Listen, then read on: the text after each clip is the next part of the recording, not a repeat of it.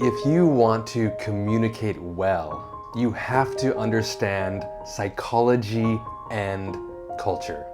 Yours and theirs. Let me explain with a story. A Japanese woman named Etsuko had a German colleague named Paul.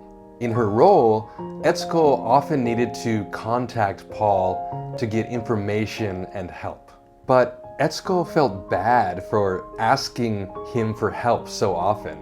She felt it was meiwaku, or bothering him. Also, Paul spoke very directly and didn't smile much.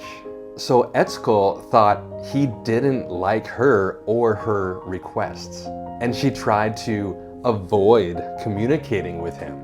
But a project started that forced Etsuko and Paul to work together very closely every day. And guess what happened?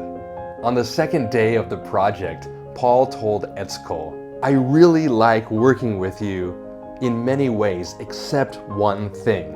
I get frustrated when you don't ask me important questions or for help when the job requires it. It causes problems later." She was surprised.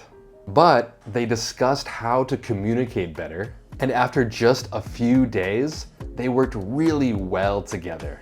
They even started having lunch together some days. So what can we learn from this story? Etsuko needed to realize that her assumption about meiwaku, or bothering Paul, was actually understood in the opposite way by Paul.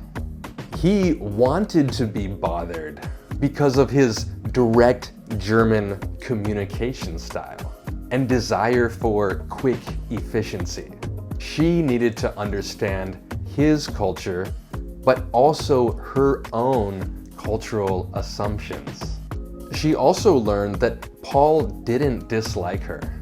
His serious face was just his default. From a psychological perspective, we need to remember that usually people's behavior is a reflection of themselves, not how they feel about us. And B, we often think that other people are thinking about us and judging us a lot, but they're actually just focusing on themselves. So this is just one example of how psychology and culture are really important for us to understand communication. That's why I bring it into my materials and class discussion all the time. Unfortunately, other people don't always adjust their communication for us. But if we have the knowledge and practice, we can easily adapt and communicate well with them.